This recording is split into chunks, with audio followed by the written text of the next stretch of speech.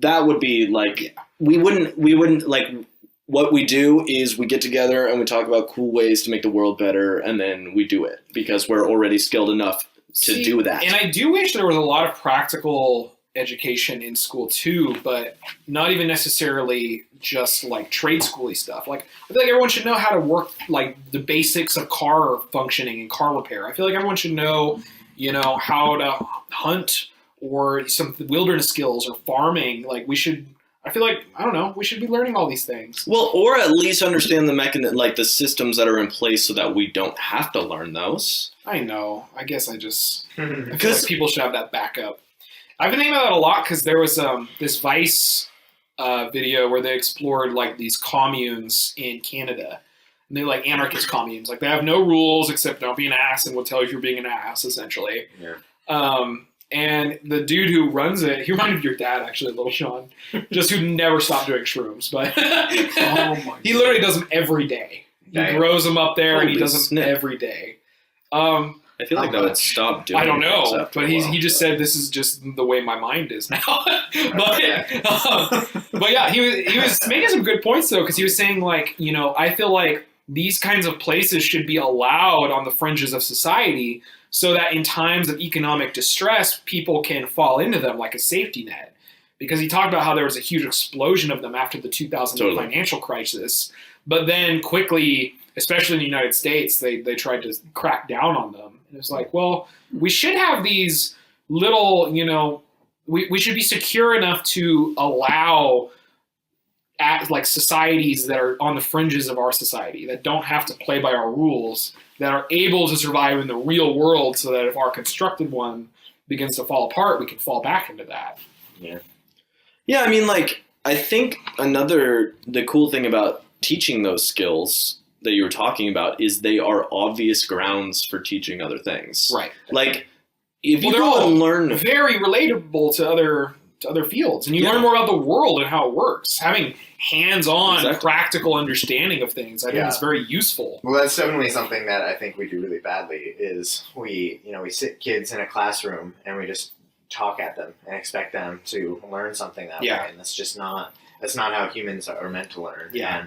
And you end up with all these, problem kids because they want to fucking move around instead of sitting in a chair for 8 hours. Yeah, well, I mean, we're fucking apes. We didn't evolve to sit down and listen attentively for 8 hours. Well, earlier we were talking. I mean, there are obviously some people who are more prone to that. That are totally and we're very adaptable. So if you train people, you can get a lot out of them. Yeah, and the whole it doesn't sit well with a lot. Education, like when I was like talking about it, the culturally, it's like you are handing down information that they couldn't have yet. But I think the difficulty with that is like we could teach them this quickly. Yeah. We're not yet, like, the thing that comes to mind first is like talking about dynamics, when I was like trying to learn dynamics, and it was really difficult for me because the math was kind of like complex, but what we were talking about was how does a car move? How does a crankshaft work? And like doing the math to be able to do a crankshaft. So it's like having the idea that like you go and you learn how to fix your car. You have the data you need. Yeah. Now you just need to apply another language to it. And then you start to get these actual real world applications. And that stuff I've been saying that throughout my time at university, like really the whole time. It's like, if you want to become a biologist, go to we should have labs where you just go and hang out if you want and like be able to look at some weird microorganisms. Give all the resources that you want to learn how to do the best fucking microscopic work ever. Yeah, we don't really have that vibrant, like, academic, setting where that's going on. Yeah. I feel like in school. Well, there's also this need to not be redundant. Like that's also one of the resource-oriented idea for university too, is like collect this data that we don't have to have you do the experiment because we'll tell you how it works. And there's almost like this, because you do, if we think about it, like from a resource standpoint, you save a lot of shit when you don't have to do that. You don't have to dye the cells that you need. You don't have to keep growing the cells. You don't, like, from a biological standpoint, or you don't need to buy a bunch of cars that are broken at certain stages so that people can fix them and stuff like that. So instead, what you do is you create a simulation, or you create some PowerPoint that takes you step by step through it. This kind of way of saving resources that way. But I think we really need to step back and look at the pros and cons of that. Because I think if you get rid of too much of it, you lose the whole, you lose the application. You lose the real world, like, correspondence to the things that you're learning. Totally. The fact that in my head, I can think of how I would analyze an ecological system, that would be cool, but then I don't have any of the resources available to me. That's like, I think to me, that's a bummer for me, especially. Yeah, you can't do anything with your, curiosity. Right. And the thing is you have an idea of how to do it.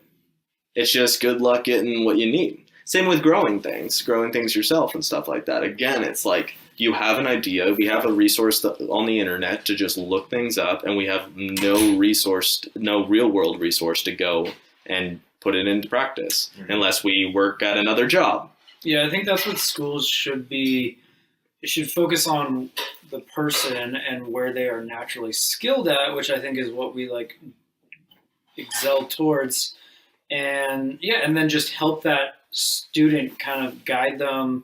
Yeah, instead of trying to put them into a mold. Exactly. Yeah.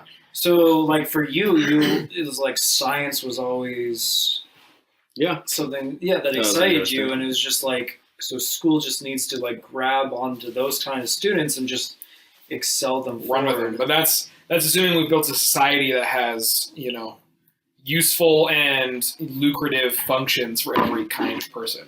Well, it goes back to, like, what is which we should. I think that makes perfect sense. What should we teach everyone? And then, like, a big disconnect with me in school. Well, the practical skills that we were talking about. Like, where is it that the parent's job to teach you how to change a flat tire, to teach you about basic car maintenance? Yeah. Assuming our parents know about that shit. I don't think that's what they're necessarily there for. Well, it's more for the relationship aspect. Yeah. They're a human being. They're supposed to teach you human being things, not necessarily from an intellectual point of view. The issue is if you have things that you want everyone to know, then you can't rely assume that parents are going to do it. Exactly. So that's where I come in with the kind of like a baseline thing. Right. I think that it's important to establish baseline skills. Right. And so, like, I think it'd be really good if we could teach everybody, like, philosophy. Yeah. Insofar as it, like, we don't need to teach them, the whole history of the philosophical history. thought. Yeah. It's more the process, and the same thing with science. Like, those things are important not because of the information that they contain, but because of how they train you to think. Yeah. And that's, I think, what we're really lacking is the goal of improving a person's ability to analyze things and to learn for themselves and create their own thoughts and all that kind of stuff. See, we're getting back to classic democratic education. That's the whole thing with Plato, Teach the basics, teach logic, rhetoric, physics, history, music, things that lay the foundation for everything else you're going to be able to become as a human being. Exactly. Yeah. It sounds perfect. Well, I think so. If we can, like, I think we all agree on that. I think we all agree that sounds like the most reasonable. So I think it could be profitable to think about why that isn't the case. Now,